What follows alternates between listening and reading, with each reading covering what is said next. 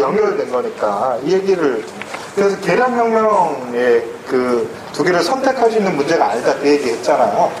그 얘기는 결국은 혁명이라는 거는 가장 근본적인 사회의 질서 또는 체제를 완전히 다른 어떤 것으로 바꾸는 과정이라고 말했는데 그게 혁명이고 그리고 그 혁명이 일어나는 양상을 폭력이라고 부른 거예요.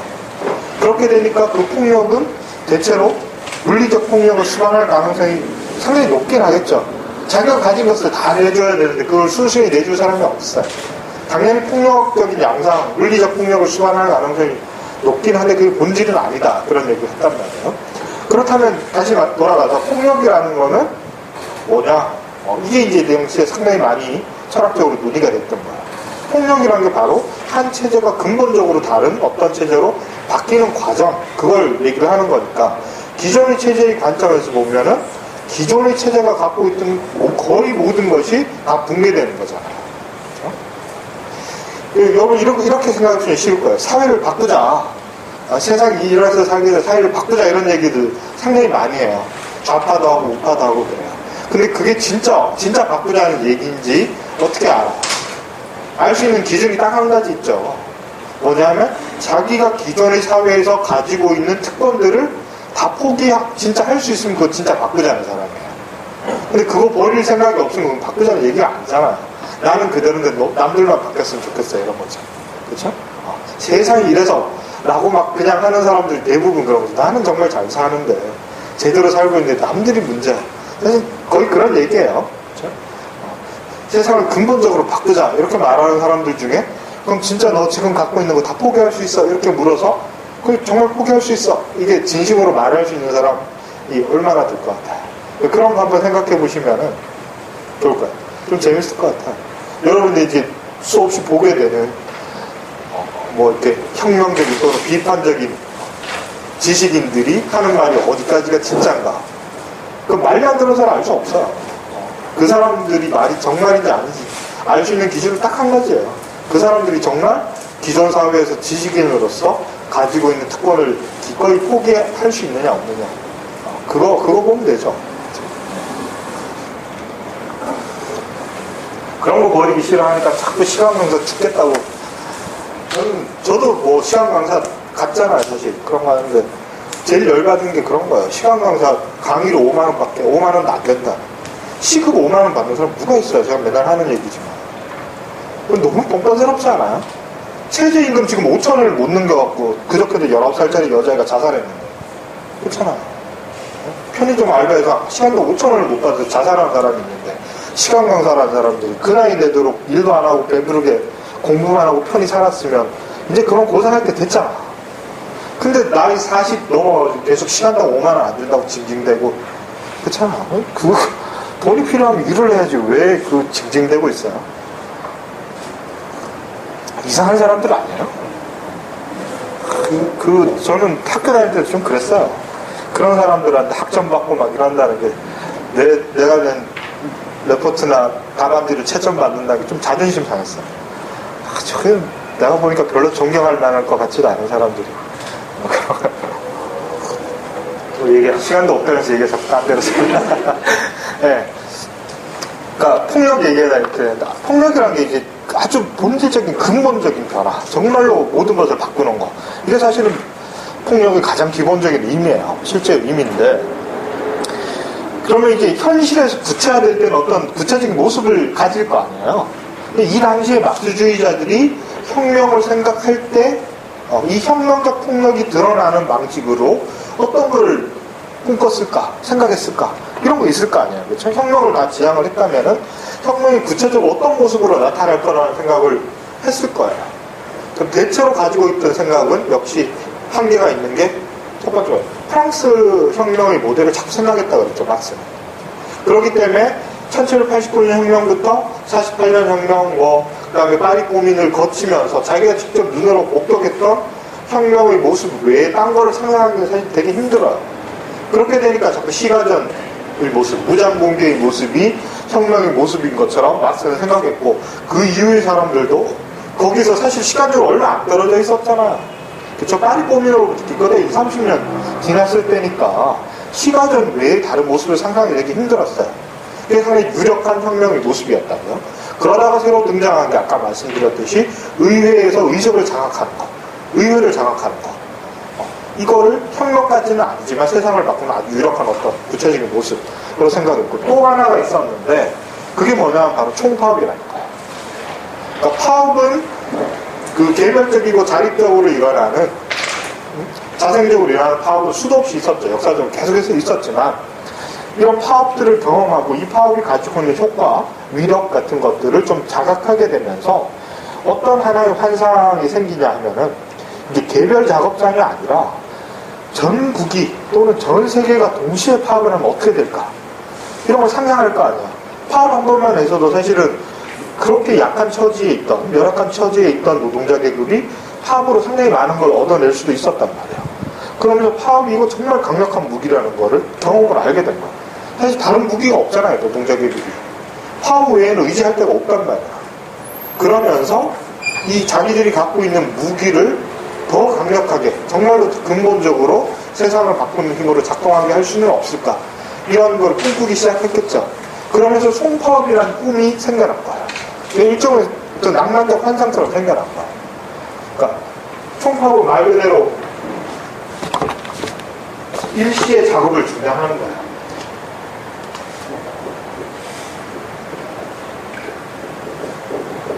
동시에 전 세계의 모든 노동자, 또는 적어도 한 국가의 모든 노동자가 일시에 작업을 중단하는 거야.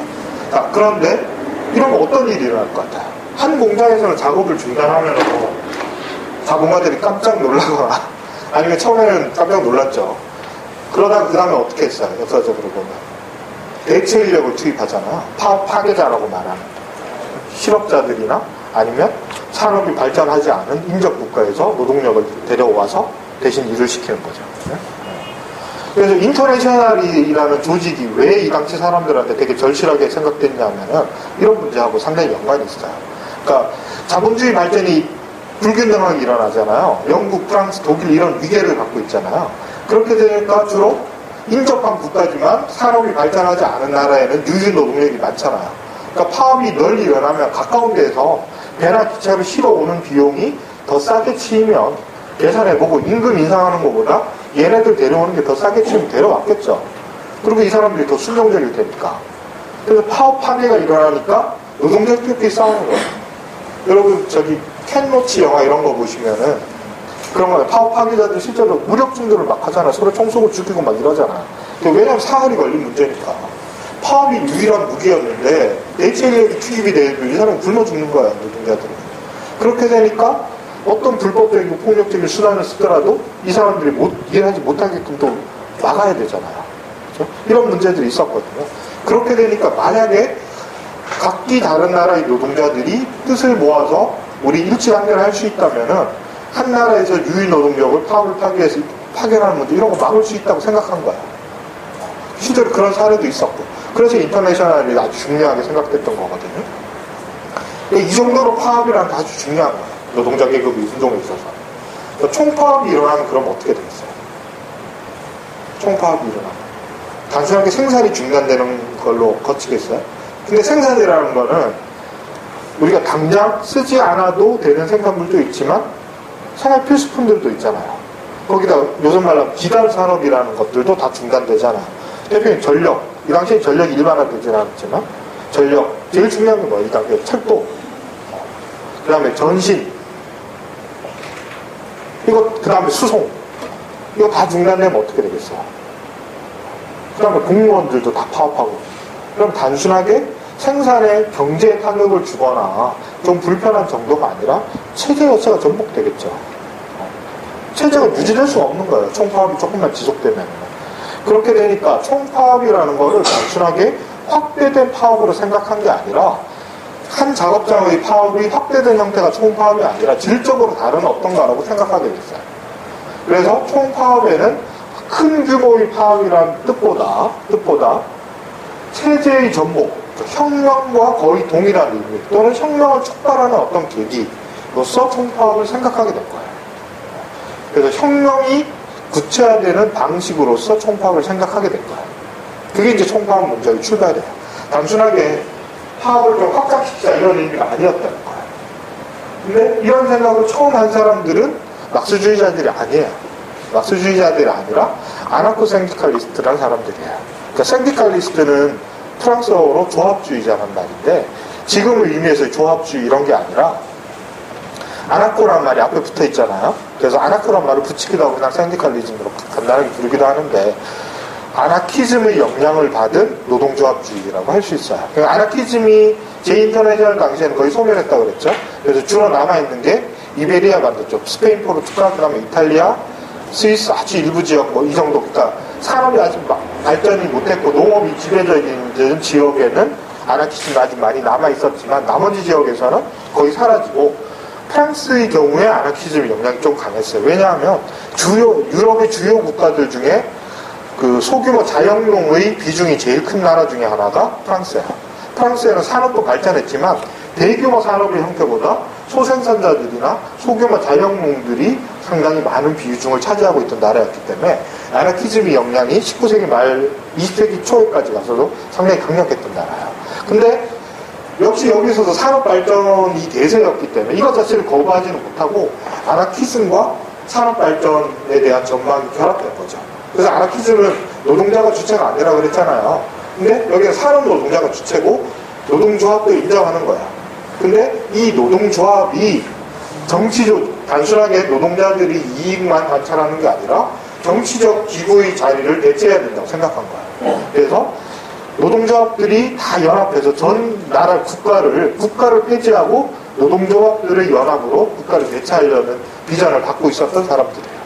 그러니까 아나키즘의 이제 협동조합이나 소생산자들의 협동조합으로 나라를 대체하려고 했다면은 이 사람들은 산업 노동자들의 조합으로 대체하려고 했다는 점에서 산업화가 진전된 시대의 아나키즘 이 정도로 이해를 하시면 되겠죠. 그래서 이 사람들은 의회주의를 역시 아나키즘을 계승했던 아주 철저하게 거부해요. 의회주의를 거부하고 혁명을 주장하는데 이 혁명의 구체적인 모습이 바로 총파업이었던 거예요. 그러면서 폭력이란 말하고 총파업이란 말과 혁명이란 말이 거의 동의어처럼 쓰여져요, 이 사람들한테는. 근데 이 총파업이라는 게 상당히 이제 아나키즘의 성향이 있는 사람을 매력적으로 보였던 거죠. 그 이유가 뭐냐면 마스주의자들이 아까 말했던 이 당시에 의회주의 전술을 상당히 유력한 전술로 채택하기 시작했다고 그랬잖아요. 의회주의라는 거는 혁명 이전 단계에서는 기존의 국가기구를 충분히 활용하자는 얘기잖아요. 그렇게 되니까 우리가 지난 시간에 봤던 정치적 관점에서 보면 국가주의적 관점으로 점점 나아갔던 거예요. 막스주의가 국가주의적 경향이 점점 강화되기 시작했던 거예요. 반면에 이 총파업 주장하는 사람들은 아나키즘적 경향이 강했던 거죠. 그렇게 되니까 막스주의자들은 아나키즘하고 원한 관계가 있잖아. 그러니까 총파업에 대해서도 되게 부정적이었어요. 근데 문제는 뭐냐면은 총파업이 실제로 일어난다. 일어나버려요. 그리고 그걸 막스주의자들이나 아나키스트들이 주도하고 지도하거나 조직한 게 아니에요. 저절로 일어나요. 자생적인 총파업이 막 일어난 거예요. 유럽 여러 군데에서. 특히 벨기에 같은 데서 막 일어나기 시작하는 거예요. 이렇게 되니까 막스주의자들이 혼란에 빠지고 이거 자기들은 반대했는데 대중들이 스스로 총파업을 일으킨 거야. 뭔가 이게 액션을 취해야 되잖아요. 그 상황에 대해서. 해명을 하고 대응하고 수용하고 해야 될 거예요. 그렇죠? 그러면서 이제 총파업 논쟁이 제2인터내셔널 내에서도 활발하게 일어나요. 근데 이 총파업 논쟁 자체는 사실은 기원은 락스 당시에 제1인터내셔널 당시에도 아주 짧게나마 있었어요. 이때의 총파업 논쟁은 어떤 거였냐 하면은 반전 논쟁, 우리가 오늘 끝에서 보게 될 반전 논쟁하고 상당히 연관이 있었는데 1860년대는 상당히 전쟁의 위협이 유럽 사회 전체에 퍼져 있던 때예요. 그래서 프러시아가 부상하면서 오스트리아하고 전쟁을 하거든요. 그 혹시 아세요? 역사적 상황을? 독일이 작은 여러 나라로 흩어져 있었잖아요. 분열돼 있었잖아요. 그래서 독일을 통일시키려는 운동을 하게 되면서 그 중에 제일 강력했던 나라가 오스트리아고, 그 다음에 신흥 강국으로 떠오르는 나라가 프러시아니까 프러시아가 독일을 통일하면서 주도권을 잡기 위해서 오스트리아하고 전쟁을 해서 이기잖아요. 그러고 또 불과 몇 년 뒤에 어떤 일이 일어나죠? 우리 지난 시간에 봤던 프랑스하고 프러시아 전쟁이 또 일어나죠. 프러시아 또 이기잖아요. 요 무렵에 그러니까 오스트리아 프러시아 전쟁이 있고 그리고 프랑스 프러시아 전쟁이 일어나기 전 그 중간 단계쯤에 전쟁에 대한 위협이 유럽 전체에 아주 널리 퍼져 있었겠죠. 전쟁이 또 일어날 것 같다는 두려움. 그렇게 되면서 막스주의 진영 안에 이 전쟁은 아주 끔찍한 거고, 그리고 더군다나 전쟁은 국가가 주도하는 거잖아요. 그리고 막스주의자들이 보기에 국가는 부르주아 계급의 지배의 도구일 뿐이잖아요. 부르주아 계급의 지배의 도구일 뿐인 국가가 군대에 징집되는 건 다 누구예요? 다 노동자 농민이잖아요. 노동자 농민을 강제로 동원해서 목숨을 빼앗아서 부르주아 계급의 이해관계를 관철시키려는 거니까 이거 절대로 받아들일 수 없는 거죠. 그렇죠? 근대적 의미에서의 전쟁은 계급전쟁의 성격이 있다고 막스주의자들이 봤기 때문에 전쟁을 절대로 받아들일 수 없었던 거예요. 그러면 전쟁을 막기 위해서 노동운동이 뭘 해야 되느냐, 이걸 토론을 하는데 당연히 노동운동이 갖고 있는 무기가 별로 없으니까 파업을 하자, 이런 제안이 나왔다는 거예요. 우리 총파업을 해가지고 그걸 막아내자 얘기를 했어요. 근데 이미 이때 총파업의 사례가, 아주 앞선 총파업의 사례는 그 영국의 차치즘 운동에서 2번 있었어요. 그러니까 이 경험이 있었기 때문에 총파업을 우리가 해서 이걸 가지고 전쟁을 막자, 이런 주장을 해요. 근데 거기에 대해서 막스 앵겔스가 뭐라고 대답하냐 하면 아주 이제 부정적으로 평가하죠. 말도 안 되는 소리라고 그래요. 왜 말도 안 되냐? 총파업을 하려면은 노동자 계급이 전국의 나라 전체의 노동자 계급이 파업에 동원될 수 있을 정도로 아주 치밀하게 조직화되어 있어야 돼. 근데 조직화되어 있지도 않을 뿐더러 조직화 안 되어 있으니까 총파업이라는 건 아예 불가능하다는 거예요. 파업하자고 누가 선동을 해도 따라올 사람이 없는데 이게 그렇게 될 거니까 이게 불가능하고, 만약에 총파업이 가능할 정도로 노동자들이 그렇게 잘 조직화되어 있다면 총파업 같은 거 왜 하냐, 곧바로 혁명하면 되는데, 이런 얘기를 했어요. 논리적으로 상당히 타당하죠. 설득력 있는 주장 같아요. 그쵸? 그래서 이게 상당히 널리 받아들였던 주장이고, 이 논리가 이 인터내셔널까지 계속 계승이 돼요. 이 인터내셔널의 정통파들은 계속 이 주장을 되풀이해요. 되풀이하면서 총파업을 거부하죠. 근데 아까 말씀드렸다시피 총파업이 막 저절로 다시 막 일어나고 활성화됐단 말이에요. 이거 어떻게 하느냐. 여기서 주로 이제 프랑스가 아나키즘 전통이 강하다고 그랬죠. 그래서 프랑스의 막스주의자들은 아나키즘에 대해서 상당히 친화적인 사람들이 많았어요. 그 사람들을 중심으로 막스주의 진영에서 총파업을 받아들여야 된다, 이런 주장을 계속해요. 계속해서 총회 대회에서 안건으로 붙여지는데 계속 부결되죠. 계속 부결되다가 마지막에 가서야, 그 뒷부분에 가서야 아주 제한적으로만 받아들이자, 이런 걸로 결론이 나요.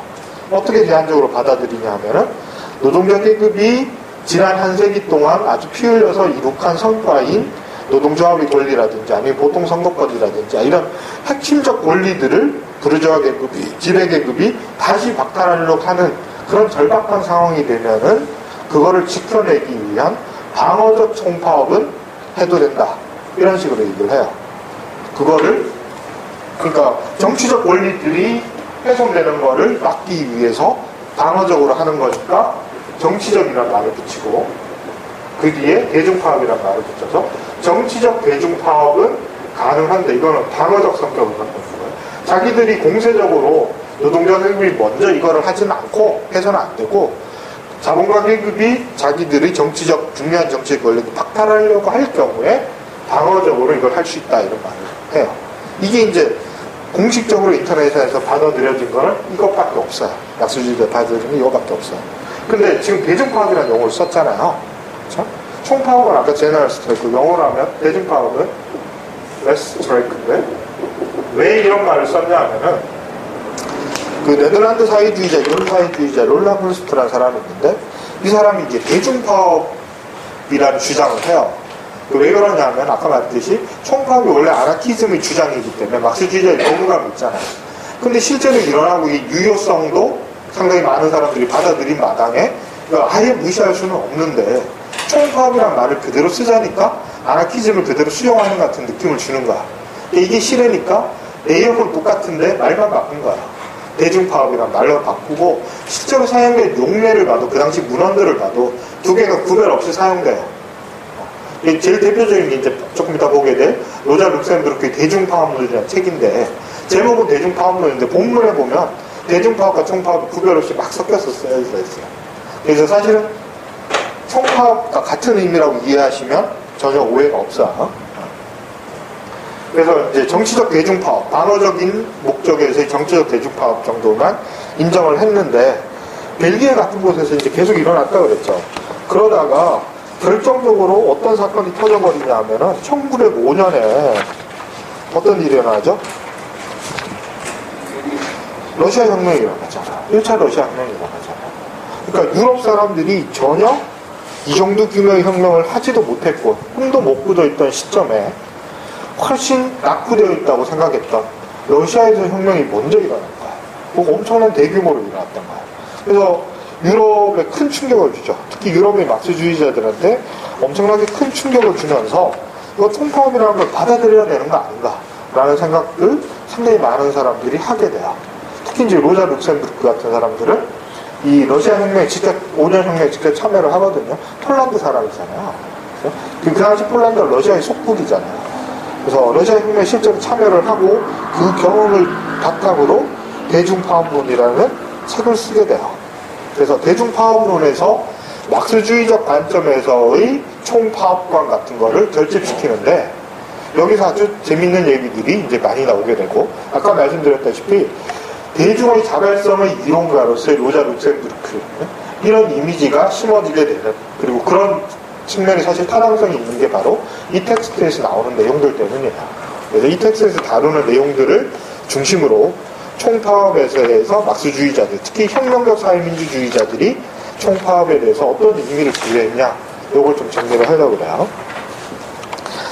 자, 1905년 혁명은 우리가 시간이 없으니까 러시아 혁명할 때 몰아갈게요. 네. 근데 나중에 이제 유럽의 사회민주주의자들이 1917년 혁명은 대부분 되게 싫어요. 싫어하고 막 거부하고 욕하고 비난하고, 심지어 그 혁명 파괴 공작에도 적극적으로 참여하고 막 그래요. 너무 이상하죠. 같은 막스주의자들끼리. 진짜 그랬어요. 그랬는데 1905년 혁명은 대체로 아주 열광적으로 이제 환영하죠. 환영하면서 1905년 혁명, 러시아 혁명의 의미를 밝히려는 이론적 시도들, 정치적 시도들이 많이 일어나게 되는데요. 그 중에 이제 아주 좀 전조가 되는 텍스트가 역시 이제 로자 룩셈부르크가 1904년에 러시아 혁명 한 해 전에 아주 짧은 텍스트 하나를 써요. 왜 1904년에 쓰냐면 1903년에 레닌, 그 러시아 사회민주당 2차 당대회가 있거든요. 그때 이제 볼셰비키가 형성이 돼요. 이제 그거에 대해서 코멘트를 한 거예요. 러시아 사회민주당에 대해서 코멘트를 한 텍스트예요. 그래서 러시아 사회민주당의 조직 문제라는 글을 쓰는데, 이제 레닌과 로자를 좀 대립적으로 보고 싶어하는 사람들이 많죠. 특히 서유럽 전통에서는 로자를 긍정적으로 계승하고 레닌을 좀 부정적으로 이렇게 바라보는 관점들이 실제로 있는데, 이런 분들이 이제 이런 거를, 이 텍스트를 상당히 중요하게 생각하는데, 여기에 되게 유명한 좀 재밌는 구절이 하나 나와요. 어떤 구절이 있냐면요, 역사적으로 볼 때 진실로 혁명운동이 범한 오류는 가장 현명한 중앙위원회가 절대적으로 오류를 저지르지 않는 것보다 훨씬 더 큰 성과를 가져올 것이다. 아주 좀 놀라운 말이죠. 아주 뛰어난 성명가들로 구성된 중앙위원회가 아주 엄밀하게 계산해서, 조직을 잘해서 치밀하게 계산해서 이렇게 활동하는 것보다 대중들이 그냥 자발적으로 일으킨 혁명운동이 오류가 훨씬 적을 거야. 이런 얘기를 한 거야. 그러니까 이 당시 관점에서 이렇게 받아들여질 수가 없었던 얘기예요. 제가 지난 시간에 계몽주의 지식인관 얘기를 했었잖아요. 그렇죠? 그러니까 그게 아주 일반화된 거예요. 막스주의자들이 특별히 권위적이었던 게 아니고, 지식인의 특권이나 지식인의 지도적 역할이라는 거는 오히려 주류 사회에서 훨씬 더 강력했고, 막스주의자들도 그 영향권 안에 있었기 때문에 혁명도 과도적 과정에서는 대중보다 지식인들이 선도해야 된다. 이거 되게 상식적인 얘기였단 말이에요. 근데 이게 완전히 뒤집어진 거예요, 로자한테는. 왜 이런 생각을 할 수 있었냐? 바로 총파업의 경험이 그런 거죠. 총파업을 실제로 있었던 총파업들, 이제 물론 이건 러시아 혁명 이전이지만 그 이전에 있었던 영국과 이탈리아나 벨기에 등등에서의 총파업은 다 막스주의자나 아나키스트나 사회주의자들이 지도한 게 절대로 아니에요. 다 자발적인 혁명이었단 말이에요. 총파업이었단 말이에요. 이런 것들을 보면서 대중이 그렇게 수동적이고 겁이 많고 어리석고 이런 존재가 아니라는 확신을 갖게 된 거예요. 그래서 지식인들이 정말 많이 배우는 사람들이 정세를 과학적으로 분석해서 치밀한 계획을 짠 것보다도 대중이 더 현명하다. 단순하게 대중이 더 적극적이다. 적극적인데 결과가 안 좋아. 이러면 문제가 되죠. 그게 아니라 적극적이고 능동적이고 혁명적일 뿐만 아니라 더 현명하다. 더 옳은 노선을 간다는 거야. 이것까지 덧붙여주면 상당히 혁명적인 얘기예요, 이게. 그렇죠?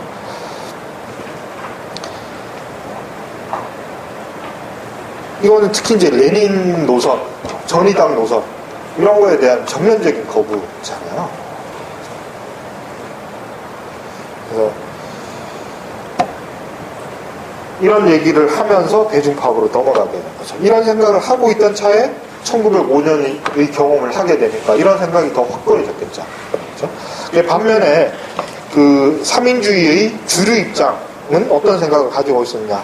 레닌이 특별히 이상한 생각을 했던 사람이 아니에요. 자꾸 전이랑 얘기하면서 레닌이 아주 독재적이고 뭐 그런 사람인 것처럼 얘기하는데 그렇지 않은 정치 모델을 19세기, 20세기에서 본 적 있으세요, 여러분? 아주 예외적으로만 있어요. 일반적인 정치운동은 대부분 엘리트 중심적이죠. 그렇죠? 그냥 레닌이 특별한 사람이 아니에요. 그냥 상식적인 사람이에요. 그리고 현실적인 사람이에요. 이게 실제로 해보니까 제일 효과가 좋았거든. 그렇잖아요. 대부분의 정치운동은 엘리트 중심적이고 중앙 지도적으로 해서 자쿠벤 혁명부터 20세기가 내내 성공한 혁명들은 다 이런 방식으로 혁명을 했던 거야. 그러니까 당연히 이런 생각을 하죠. 그게 특별히 이상한 사람이 아니었다니까, 레닌이. 아주 뭐 음모적이고 독재를 선호하고 이런 사람이 아니에요. 상식적인 사람이에요. 현실주의적인 사람이에요. 근데 오히려 로제 룩셈부르크 이런 사람이 더 이상한 사람이지. 그렇죠? 통념적인 사람이 아닌 거예요. 그 이상한 생각을 그 당시에는 했던 거예요.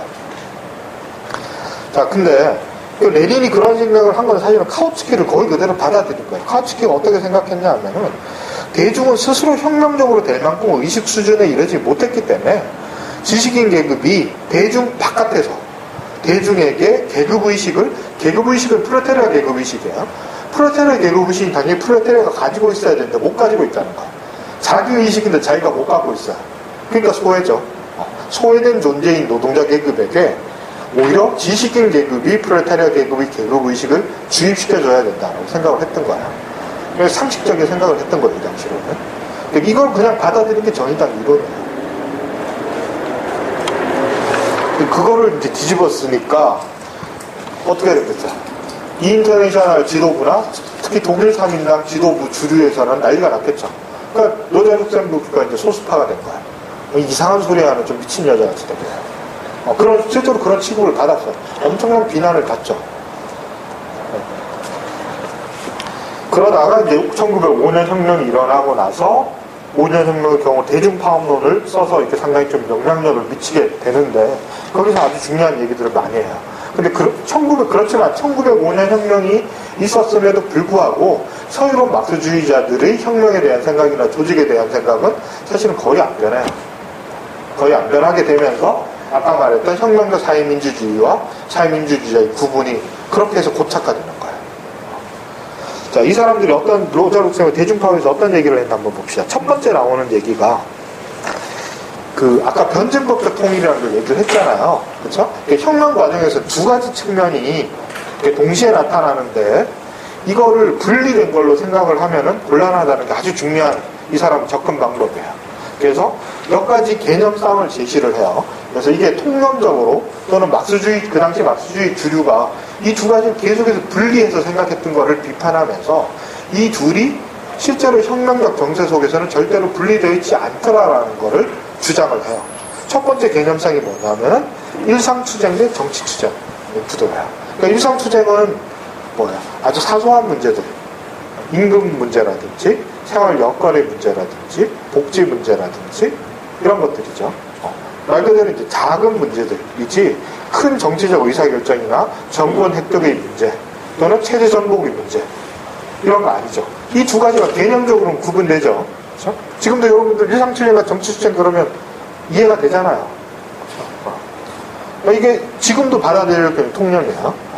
아주 이제 사소한 우리 일상적 투쟁에서부터 나가서 확장시키자라든지 뭐 이런 거. 그러니까 시민운동이 한국에서 활성화된 계기가 이런 거 아니에요. 옛날에 정치투쟁에만 매몰돼 있어서 일상의 사소한 문제를 강구했다. 이러면서 일상투쟁으로 돌아가자면서 시민운동이 활발해진 거 아니에요. 그 생각들 자체는 전부 다 일상투쟁과 정치투쟁은 분리된 거다라는 생각을 다 전제를 하고 있죠. 오늘날까지 이게 상당히 일반적인 통념이에요.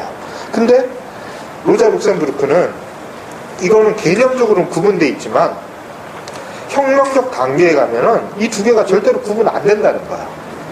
러시아 혁명을 바라는 거죠. 그 사례를 갖고 얘기를 하는 거예요. 러시아 혁명을 보니까 실제로 이 두 개가 구분 안 되더라는 거예요. 어떤 얘기를 하냐면은 예를 들어서 빵을 달라. 식량이 부족했잖아요.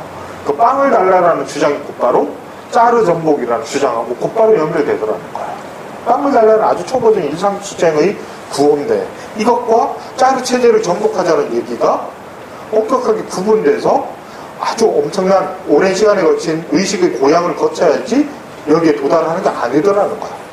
동시에 제기되는 또 똑같은 주체에서 아주 단기간에 제기되는 구호더라는 거예요.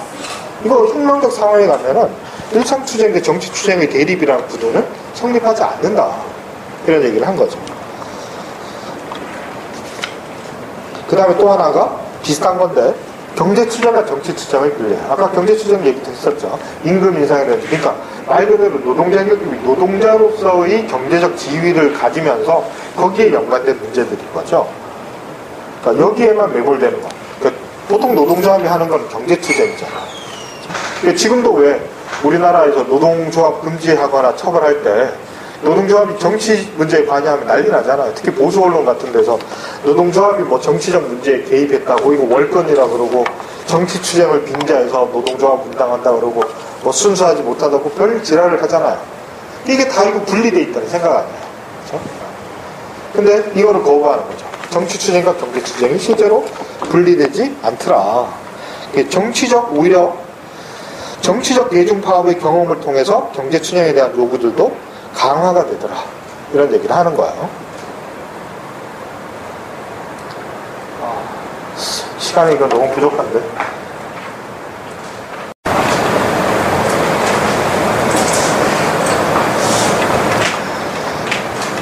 그 다음에 또 하나가 이제 역시 비슷한 건데 조직 문제를 이제 얘기를 하는데 아까 이제 막스 앵겔스가 총파업을 거부했던 이유가 조직 문제였잖아요. 조직이 갖춰져 있지 않으면 총파업이 불가능하다 이런 얘기였는데 조직을 갖춰야지 파업이 일어나는 혁명이 일어나는 게 아니라 혁명을 통해서 조직이 이루어지더라 이런 얘기예요. 실제로 러시아 혁명에서 혁명이 먼저 일어나고 총파업과 대중공기가 일어나고 그 다음에 급속하게 노동조합이 결성되기 시작해요. 이런 사례들을 제기를 하는 거죠. 그래서 결국은 이제 그 삼인주의 주류가 갖고 있던 평상시 일상적인 투쟁과 혁명적인 투쟁은 분리돼야 되고 일상투쟁에서 세력이 확장되고 성장해야지 혁명적인 투쟁으로 나갈 수 있다는 생각은 다 아주 관념적인 것에 불과하다. 그런 얘기를 하는 거죠. 그리고 이거를 이제 뭉뚱그려서 좀 다른 방식으로 말하면 이런 거예요.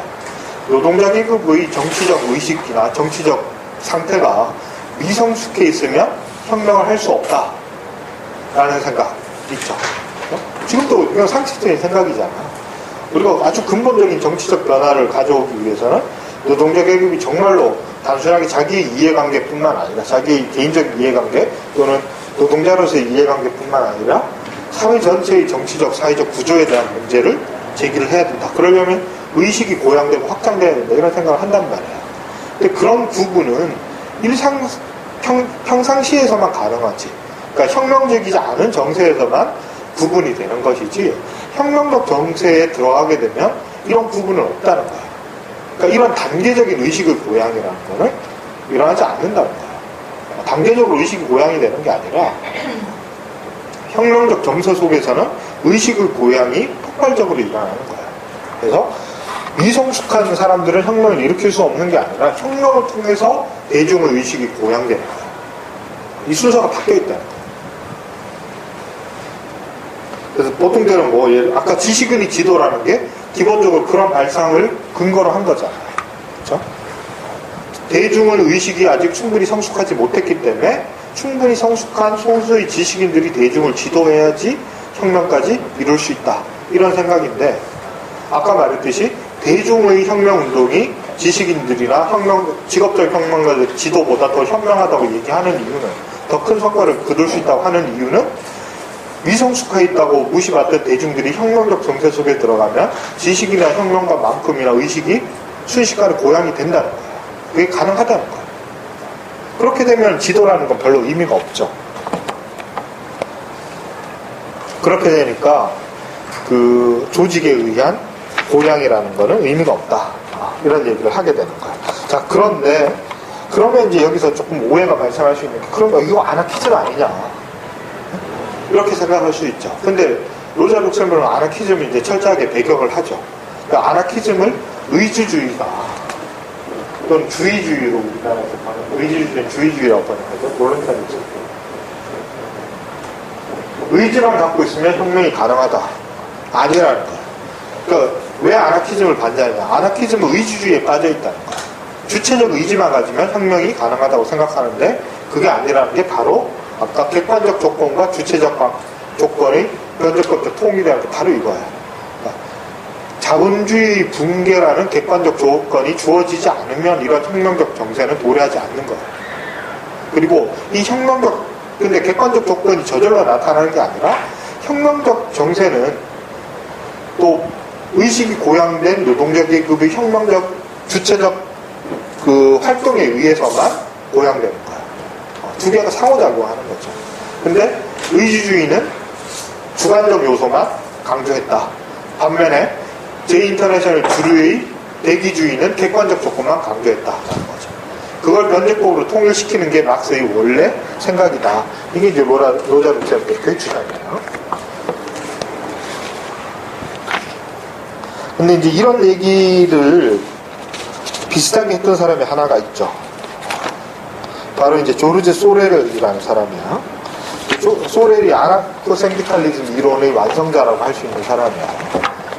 아나코생디칼리즘은 이제 프랑스에서 좀 발전한 소수파 이론이긴 한데, 처음에는 이제 펠루티에라는 사람이 있었어요. 그 사람이 이제 아주 젊은 30대 중반쯤인가? 일찍 죽어요.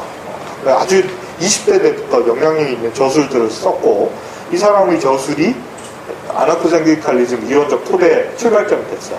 그래서 이제 일찍 죽고, 같이 활동하던 브리앙이라는 사람이 아나코생디칼리즘의 지도자여서 이제 총파업을 적극적으로 주장하다가, 이제 원래 목소리 큰 사람들이 잘 변절하잖아요. 운동은 우리나라 운동은 똑같죠. 마찬가지로 그런 얘기 하던 사람이었는데, 나중에 수상까지 해요. 우파로 돌아서 수상이 돼요. 프랑스 수상이 돼가지고, 이 사람이 수상이 될 때 프랑스에 총파업이 일어나요. 그러니까 철도 총파업이 일어나요. 그걸 어떻게 했겠어? 헌병대를 동원해가지고 노동자들을 양팔을 이렇게 끼고 인식해요. 끌고 와가지고 총파업을 분쇄를 한 거죠. 하여튼 그랬던 사람. 그러다가 이제 조르주 소렐이라는 사람이 나타나서 이제 아나코생디칼리즘의 이론을 집대성하죠. 아주 철학적으로 좀 높은 단계로까지 성숙시키는데, 이 사람이 쓴 책이 영어로 바이올런스, 폭력에 대한 성찰이라고 한글로도 번역이 돼 있어요. 근데 이 책이 읽어보시면 상당히 재밌어요. 총파업에 대한 논의를 오늘 아주 간략하게 얘기를 했는데, 이걸 좀 잘 이해하시려면 이거를 읽어보시면은 로자 룩셈부르크 얘기나 이런 논쟁도 좀 잘 이해할 수 있고, 그다음에 이 책이 나오고 나서 한참 뒤에 이 책이 1판이 나오고 나중에 2판이 러시아 혁명 이후에 다시 2판이 나와요. 2판이 나오고, 이 무렵에 그 2판에 대해서 서평은 아니고 요거를 토대로 해서 코멘트를 단 주석서 같은 거를 누가 하나 써요. 그게 다트 벤자민의 폭력의 비판에 관하여 하는 책이에요. 그러니까 이 책에 대한 코멘트가 폭력의 비판에 관하여 하는 책이에요. 그러니까 제가 아까 벤자민을 이해하려면 이 당시에 총파업 논쟁이나 수정주의 논쟁 이해해야 된다 그랬죠. 그렇겠죠. 그렇죠? 그리고 거기에 대해서 요새 좀 몇 년 전에 조금 팔렸던 유행하던 데리다 책이 법의 힘이란 책이 벤야민의 그 텍스트에서 다시 주석을 단 거예요. 근데 데리다는 열심히 읽으시는데 총파업 논쟁을 모르면 그게 이해가 되려나 몰라요. 그렇죠? 모르겠어요. 아무튼 그걸 좀 제대로 이해하시고 싶으면 여기서부터 출발해야 되겠죠. 영감을 받은 정도가 아니라 그 책을 대본으로 코멘트를 쓴 책이니까. 저희 이제 총파업 논쟁이고요. 그 다음에 이제 반전 논쟁으로